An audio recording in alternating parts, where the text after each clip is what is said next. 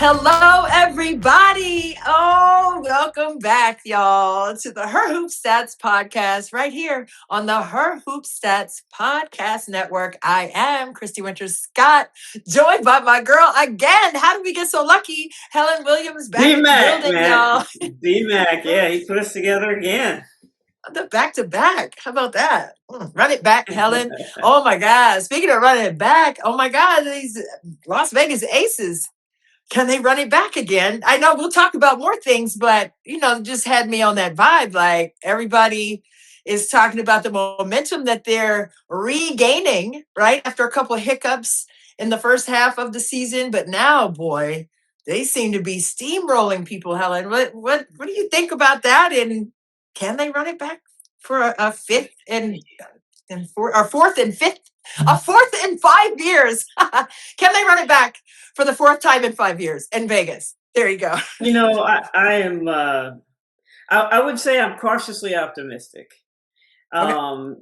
because can the big three carry them, and can they Okay. get just a smidge of enough from Yeah. some other folks to to augment that? If that's the case, then yes, I have no question about the big three. The question is always, Anybody else? which Jewel Lloyd is going to play. What can you get from Stephanie Talbot? I'm not sure they go beyond 8 players, right? So it's not that they can't. It's just they really are going to have to rely on those three and hope a couple other people come along at crucial times. Yeah, I feel that. And, when you're talking about the bench play and you talk about Jewel Lloyd, right? And her role there, I believe she's averaging between 7 and 9 points coming off the bench. So it doesn't have to be high volume from the players coming off the bench. But with that being said, we both coached. How deep did you go on your bench? You tell me first, and then I'll tell you. Talk to me, Well, Helen. see now, How, see now, come on, Helen. I was a walk on, so I made it a point to try to find time for folks, even if their role was 30 seconds, a minute, or whatever. But for the most Yes. part, I probably played a max of 9 with crucial with definite minutes. It was probably 9, sometimes 10, but Yeah. usually 9. Well, it's a little bit deeper than I went. I went like 8.5.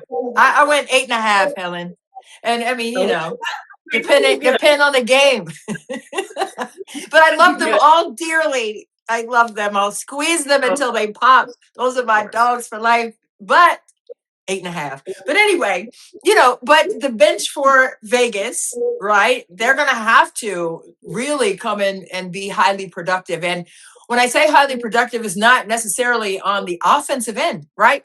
When they sub in, they've got to come in and do their work defensively as well. And when you're looking at the paint defense for Las Vegas, it's one of the most porous, right? And not look, you're looking at Asia Wilson, who leads the league in blocks. So I'm not like saying like one individual player has to do all the anchor work in the paint. No, it has to be a collective effort, right? So what about the defense from Las Vegas coming off the bench needs to be really solid for them to make that push here in the latter third, if you will, of the season now.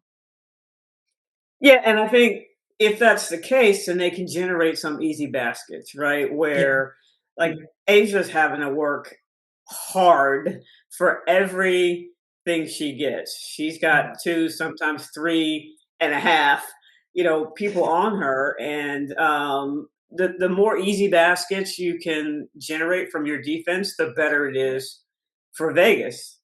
1,000%.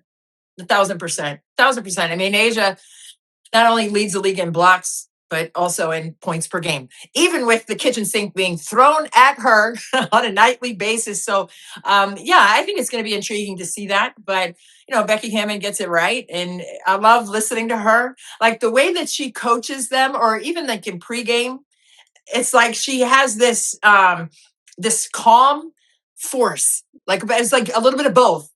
But you know what's about to happen. You know that your team is prepared, but there's also this calmness in knowing that she exudes, and I think that carries through the team. So we'll see what that looks like moving forward. But there are a lot of other teams banging on that door, Helen, that are looking pretty much playoff ready, which I know is that we're a little too early to maybe talk about the playoffs and Not matchups and all really. that, which we're not going to do. But the teams, though, there are a couple teams that look like they could give Vegas a run for the money, so they can't run it back.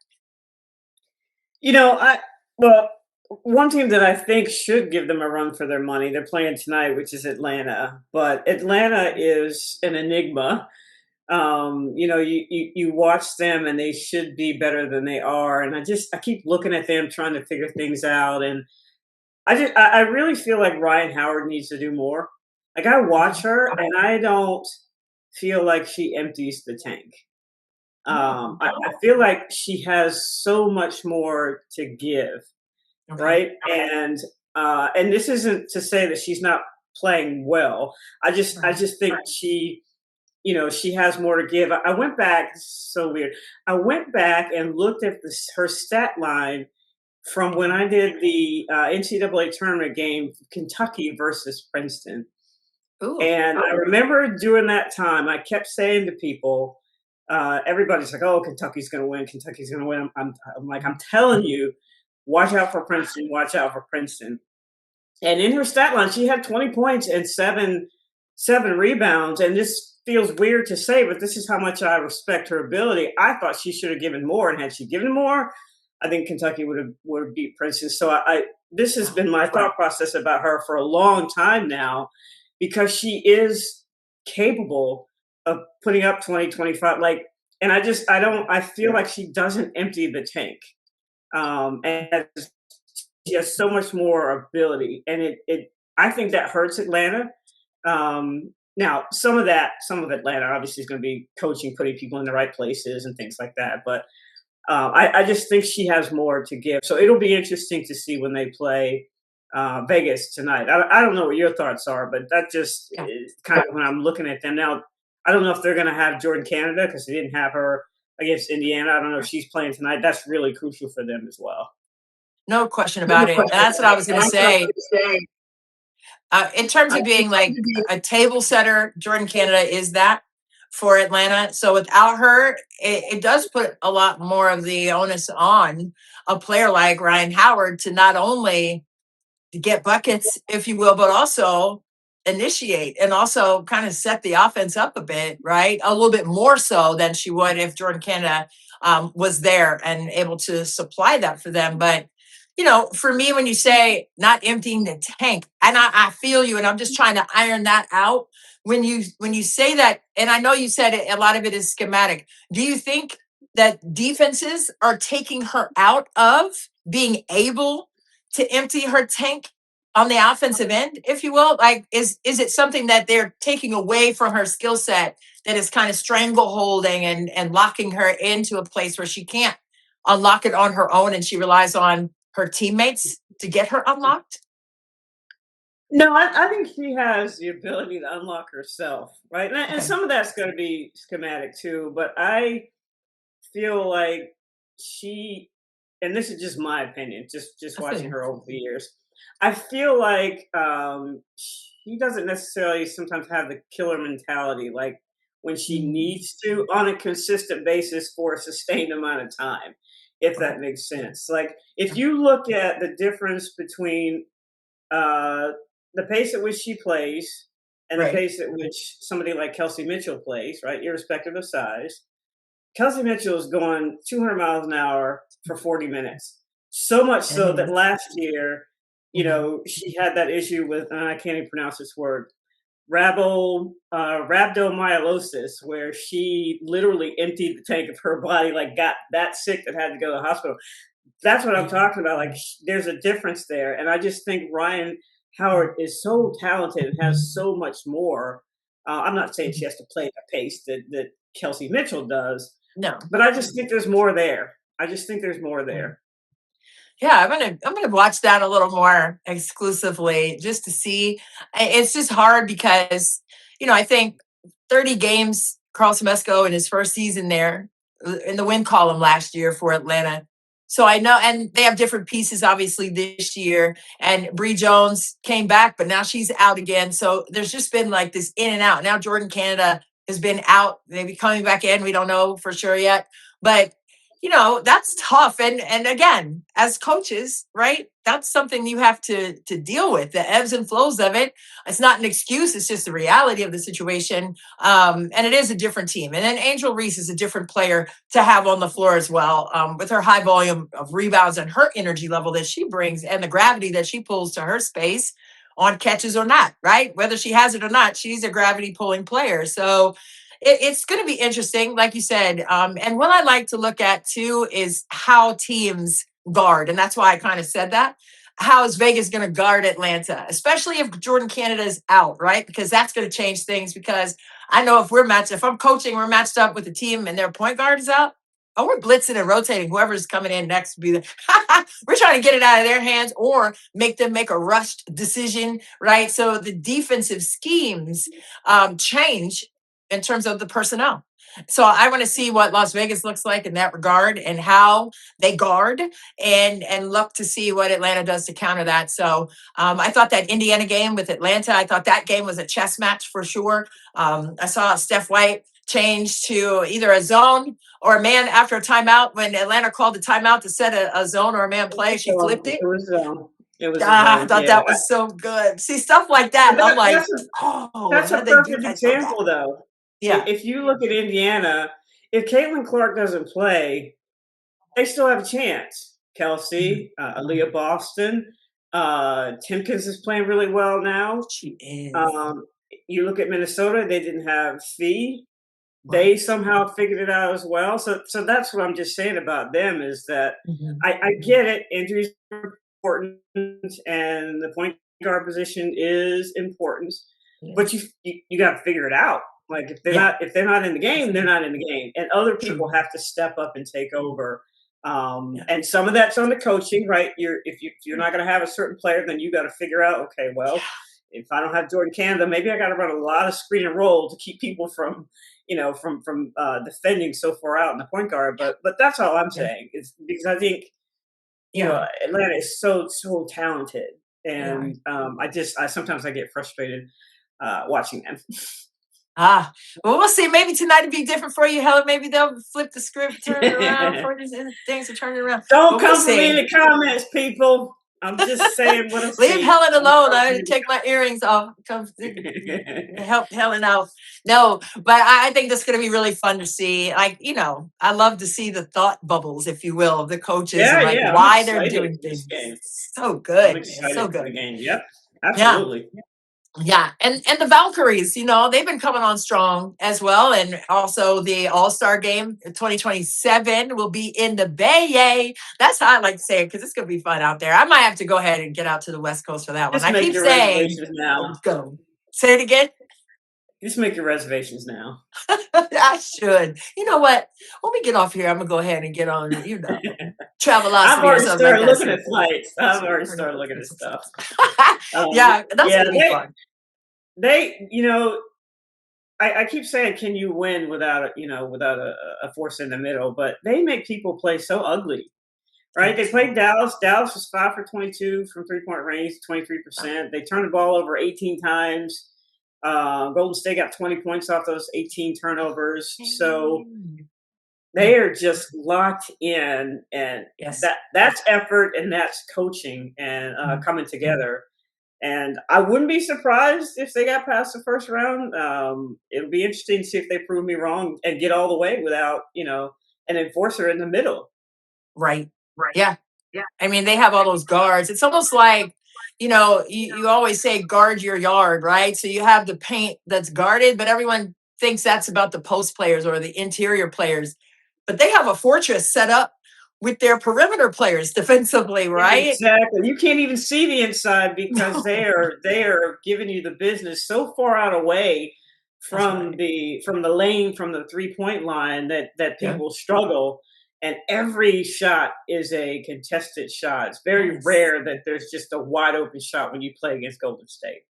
No doubt. And that's why they're sitting at the top with Vegas in terms of the power rankings for the week. And I mean, it's just been most impressive to watch them, and they're only their second year in the WNBA. So making noise postseason, I would not be surprised, like you.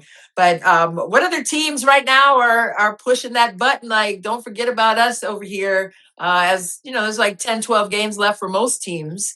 Who else is in consideration for making a strong push because their momentum is really hefty right now?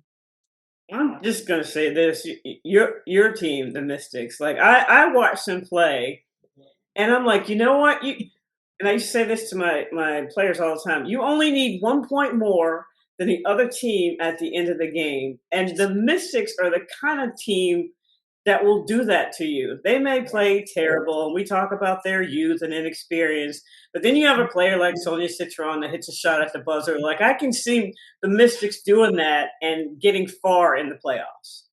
Yeah, I mean it's bananas. I was at the practice today, and they just play so hard and smart, and they kind of are getting tired of hearing about how young they are. They're like, but wait a minute, we're out here like pouring, like you said, all of it out at every play. And we were talking about Sonia Citron and Kiki Iriafen. They're 1 and 2 in the WNBA in terms of clutch points, like total clutch points, and that's 5 point game in less than 5 minutes. And both of them lead the league in that. So, and they're only in their second seasons, both of them, two-time All-Stars in their second year. But to be able to say that, right, that you can come in clutch on average and bring that consistently well and execute with just a stoic face and a competitive force, that to me, I think, has been the most impressive, as well as Shakira Austin, who has been the anchor offensively and defensively for the team. And now Benaja Laney Hamilton is there. I just think she's such a great match for who they are energetically, and how they want to play. So I think it's going to be fun to see what these last handful of games feel like. That's why I have my DMV shirt on. Helen, you see that? Mumbo sauce. But we say mumbo. I know it says it's spelled like that, but we're in the DMV as mumbo sauce. Yeah. Anyway, Go Go. We already know about the Go Go. And Chuck Brown's birthday's coming up. Anyway, I digress. I can go all the way down rabbit holes and No, things. they're not a team that I would want to see, in the playoffs Yeah. because Yeah. they have the skill. They just like I've said they just need the reps. And they've Yeah. had enough reps now through the whole season. There's I don't know how many games left. So I get to 10. them, it's just Yeah. like you were in college. You're not a freshman by the time you get to the postseason. You've started all these games, and Sophomore. you've learned what you need to learn. It's just a matter of going out. And again, you only need 1 point more than the other team at the end. So I I'm could just just see them. I could just see them making their way through that first and second round, and people are like, "Oh my God, they were so young," but they're not really young anymore by the end of the right. season. Once you get to the playoffs, you've had a full season. In their case, a full 2 seasons under your belt.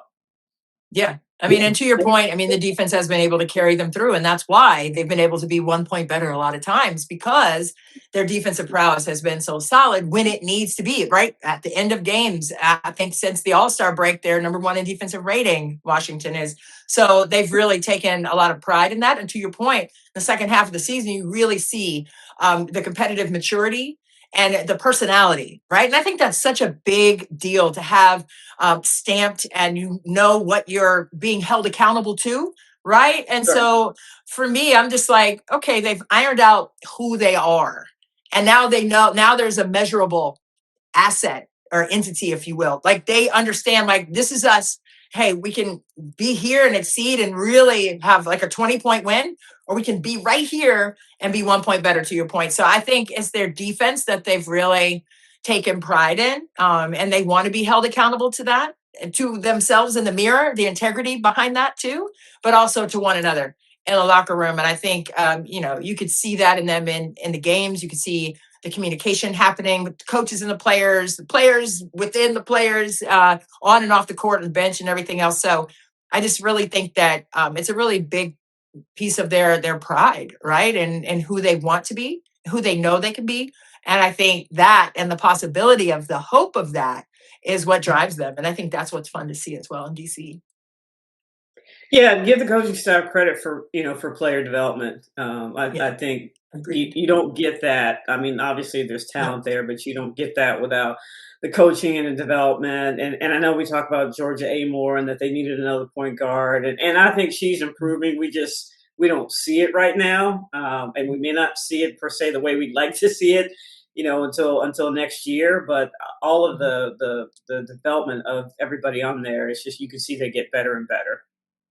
Yeah, and I mean they're all new, like most of them anyway. Like, all the rookies are new to the pro level. I mean, Georgia didn't play in any games last year, right? So Right, I've seen her confidence grow every single day, right? In practices and in games, and I think she has given herself grace in her comeback physically with the ACL, but also most importantly mentally through that, right? I think they can say, "Hey, you're cleared mechanically, everything is good, go ahead," right, and then it's right, like, but when your body betrays you when you trusted it before, it's kind of like, do I trust you all the way? Mentally, like physically, they're saying, hey, go ahead and do it. But mentally, you're like, yeah, I said go ahead and do it last time, and I got hurt. So there's that back of the head, that back burner thought wheels turning. Trust and believe, because my daughter went through it, so I went through it with her. And I didn't know how to. But what advice? There's no advice you give to anyone who has to deal with that, right? You just have to, and to say trust your body. There's no like step by step how to do that, right? right, It's a right.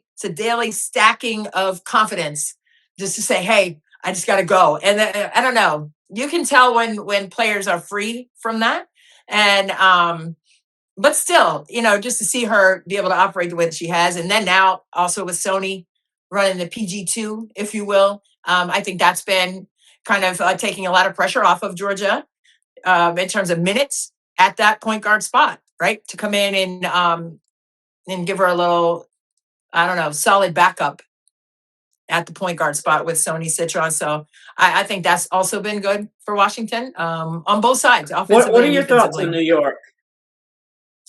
Man, What are your I thoughts on New am York? still like you, like how you're trying to figure out Atlanta. I think I'm trying to figure out New York.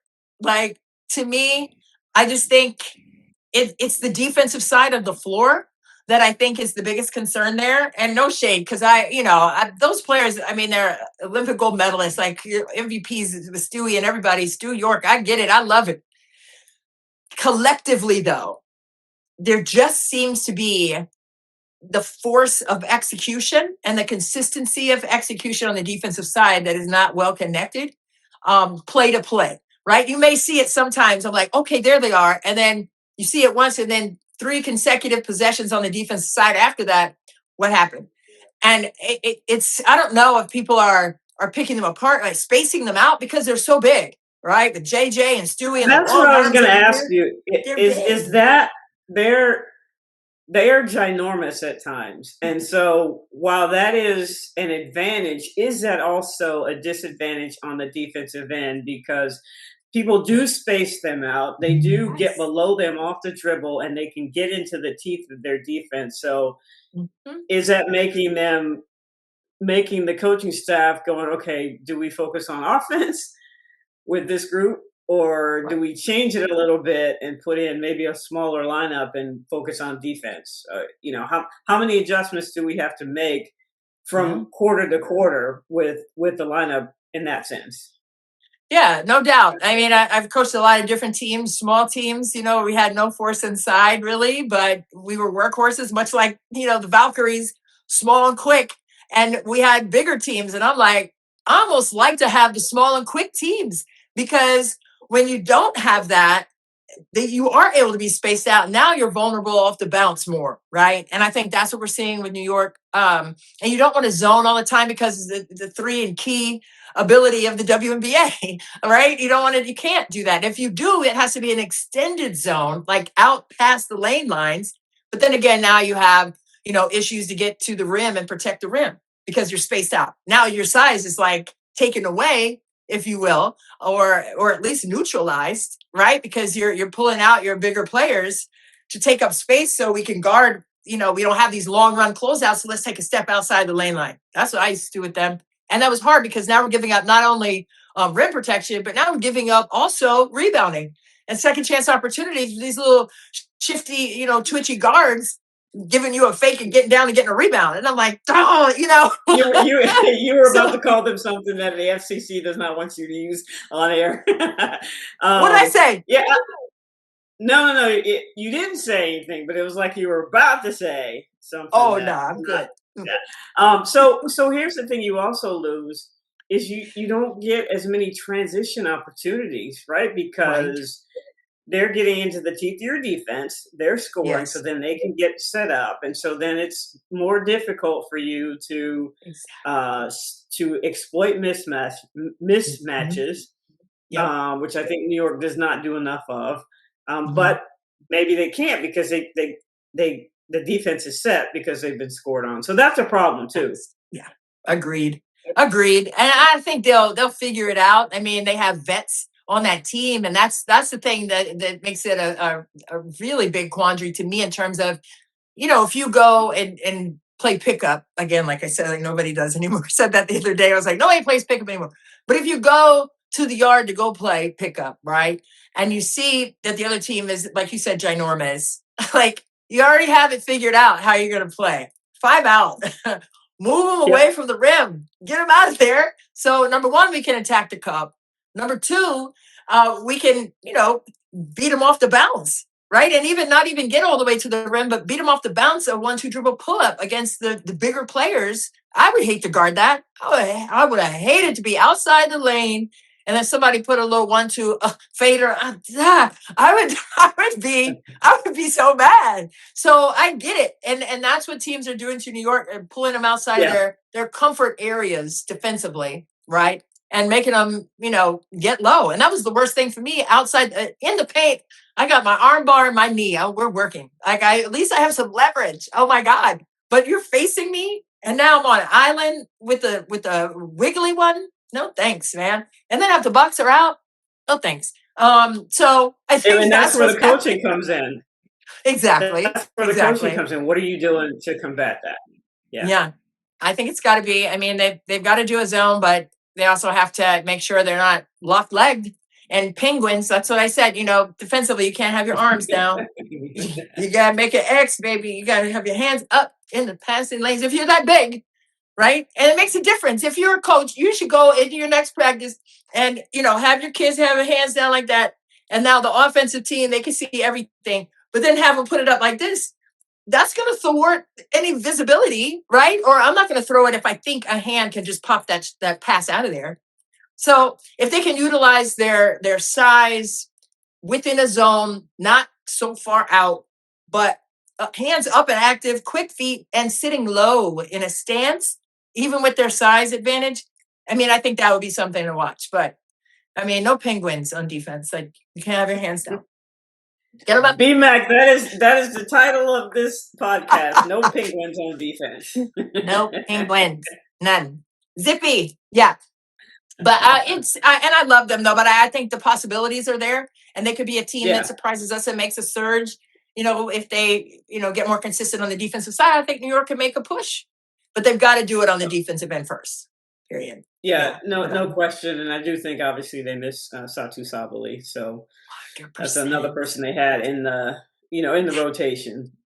Yeah, 100%. And they don't know. The timetable is not etched in stone. Like they don't know when she's going to be able to come back. And when you have like successive head injuries and the concussion protocol situations, it's just scary. It's almost like, be safe than sorry. Like, I hate that she's out because she was just getting back. And, again, to that point about injuries and trusting your body again. Also, you obviously have to get cleared first and then go back to trusting your body. So now you're back at square one if you're Satu Sabli. And I just feel so badly for her, but definitely prayers for a quick and speedy and complete mental and physical healing for her, because that's going to be tough. But they definitely could obviously use her services. But that I still can't believe that happened.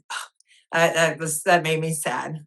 But it'll be interesting to see what New York can do and how they can continue to build momentum if they get some traction from their defense. And like you said about Vegas, right? Getting live ball turnovers and then getting down there and then doing it again. And now you can kind of apply at least 3/4 court pressure, like Right. your pickup points, your point of attack defensively after made shots, could kind of relieve a little bit more than having to be, in retreat mode, defensive transition, or being, spread out across the floor in the quarter court. So I think it's going to be interesting, to take a look at that for sure. Let's see who else are we missing? Who else are we missing? Who else are we missing? Um, I mean, Minnesota. Like Uh, I think this is their year. I could be wrong, but I mm, think this is their year. I love that, Helen. They're coming in here to DC on Friday. The Tempo come in tomorrow. They're playing at Indiana tonight. So I speak of Minnesota, man. I'm just so intrigued by um, their ability to execute at such a high level for such a high percentage of games. Right. Obviously, coaches want that. Cheryl Reeve obviously is one of those. But with that, you have to look at how they've been able to dissect, and with Fee coming in, how they've been able to just ingratiate her, and how she and her presence alone has galvanized them even more so. Like they were already tough and tight. They were Yeah, right they were there. already And good. then The you rich get richer. Yep. yeah. Oh my God. Then you throw Fee in there and it's just like, the Ferris wheel, just one more seat occupied and they still going around, around, like effortless, effortless. So, I mean, it's scary to look at them and, you try to find a weakness. McBride just went bananas with those 10 threes. So you just never know who's going to pop off one night or the next. But one thing you do know is that they're going to execute at a high level. You just don't know who's going to be, the stabilizing force in terms of the highest scorer on the team. But they have so many weapons that you, like always say, like it's a whack-a-mole thing. It's like, well, there she goes, and there's another one. Oh, cover that up, and then there's another one. It's just, what do you take away from Minnesota? What do you do with them defensively?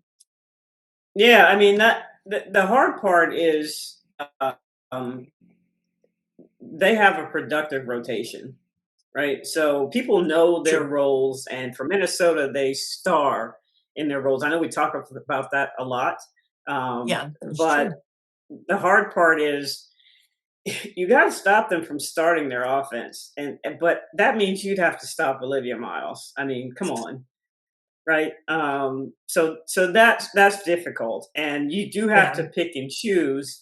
You got to try. You would also say, "Hey, let somebody else beat you," but that somebody else is E. Vista Collier, Kayla McBride, Natasha Howard. Um, every once in a while, Maya Caldwell. Every once in a while, Nia Coffey. So it's almost like you're damned if you do and Mm, damned if you don't. that You, part. you have to you have to make their shot attempts as contested as possible, and then you have Yeah. to finish the play and get the rebound. That I mean, that to 100%. me is the biggest thing. Is they can't have Yeah. any wide open shots like Kayla McBride went when she went off the other night. You got to make smart decisions and be on your P's and Q's Yeah. when there's a handoff, when there's a screen on the ball. You have Mhm. to KYP know your personnel. Like you can't go True. behind anything when you're guarding Kayla McBride. You've got to do your best to keep Olivia Miles in front of you. Bare minimum, Right. if you're going to give up something, give up an outside perimeter shot and not Yeah. anything where she is penetrating. But you also have to play your role away from the ball with Minnesota, and that's where I think a lot of people Mm. fall short. Right. They don't play their role away from the ball. There's a somebody cuts in front of their face, or they don't box out, or Mhm. they don't get the helper when Olivia beats her initial defender and she gets to that second level and somebody steps up. The other person doesn't help the helper. And I think Right. that's really where you have to shine if you're going to have a chance against Minnesota. Yeah, I mean, 100%, I agree with that, and it's just, it's so tough. I mean, they just have strength Oh, in yeah. numbers, number one. Easier said than done. I could sit here as a coach and say, y'all need to do all these things, but I ain't the one out there guarding Olivia. Same, and I'm glad about that too, period. I'm glad about it. Now she's just flat out vicious, man. And fearless. I love the impact that she's having on the community there. Minnesota Miles and all the names that she has now, the show, the spectacle, all of it. But she's earned it. And, I think she has 2 Rookie of the Month awards so far this Oh, season. she's a And rookie of the year. She's a rookie of the year. I Come mean, on, that's I don't know. There's some really great rookies out there, but goodness gracious, she's man. a rookie of the year. She's She's a flat rookie of the out. year. I agree. Yeah, I agree. yeah. Right now, yeah, I agree with that. Until somebody convinces me otherwise, because my God, man, she is just she's a blur, and I love it. But she's so much fun to watch. Just her creativity, and again, like the reads that she makes. So we're talking about like opponents and coaches. Like, what are they going to do against it? Like, what are you going to do against a player like Miles? And I'm very intrigued to see, what teams do with her, how they scheme, how they try to limit her ability to see plays, right? If you have, again, hands up and active, I mean, sometimes it's got to be even more than that with a player like Olivia Miles because of how high her basketball acumen is. I mean, she has eyes around the back of her head. It's like Chelsea Gray. It's like Tish Pinachero, Magic Johnson, like all the ones that just made plays that you didn't see unfold until their teammate catches the ball. And you're like, oh my God, they were open. Like, how do they see it? And there have only been, to me, those are the only players that stand out. Those 3. And then now Olivia Miles, add her to the mix because I mean, it's just absolutely ridiculous. The plays that she makes without having to my knowledge, watching her, like there's no way you saw that. Like, how many steps ahead I are you told than you everyone the else? camera, the camera. I'm telling you, the camera. She has She's such a so high basketball smart. IQ to begin with, and so Yeah. you add the high basketball IQ with Yeah. watching a lot of film, with working out with Lindsay Whalen, with having Cheryl Yes. Reeve as your coach to talk basketball, and Yeah. from the X's and O's standpoint. And then you got your vets, keeping you on an even keel, McBride and Howard and Nafisa Collier. Like she Yeah. couldn't have been in a more perfect situation. Yeah. And I remember at the very beginning of the year, because I think Minnesota came in, it was a preseason game, I believe. So it was like very, very, very early and rookie. But I remember Cheryl Reeves saying, like, everyone gets excited when she makes these plays. And Courtney Williams, right? Who was all the way on 1,000, which is great and solid energy. And she said that sometimes she makes these big plays and Courtney Williams is like going off and like saying, yeah, girl, like, yes. And she gets fired up by that and then wants to make these like home run plays every single time at the beginning of the year anyway. I remember Cheryl Reeves saying we had to kind of, temper it a little bit because Courtney gets so excited and now Olivia wants Courtney to be that excited every time. So we have to, pull back. And I'm sure that has happened. Obviously that has happened. But I thought that was so cute at the beginning of the year that she said, she's like off the wall, right? Like Courtney's off the wall on like these crazy plays that are happening in practice. But you could kind of see Olivia absorbing that, like, I'm gonna do that again. So I'm getting like the respect from these vets, around me. So she just wants to have some fun with it, and that's what she's doing. And it's super cute, super fun to watch. Yeah, for sure. It is. Yeah. All right. I know the games are getting ready to come on, Helen. And I know BMAC is trying to watch the games and not cut this podcast that been produces. So wait, anything else before we hop off of here? Things going on with you? Anything else in the league you want to talk about real quick before we No, get no, the I popcorn think we popped? covered it. I think You we got covered, everything? and I'm anxious to go watch the games as well. Same. I'm gonna go put some popcorn on. What? Yes, with some Old Bay on it because DMV. Oh, hey. Okay. All right. We don't have to go home, but we got to get up out of here. But we appreciate you guys joining us for this episode on the Her Hoop Stats Podcast Network. For BMAC, our producer extraordinaire. For Helen Williams, back to back. I'm Christy Winter Scott, and we'll see you guys next time. Bye bye.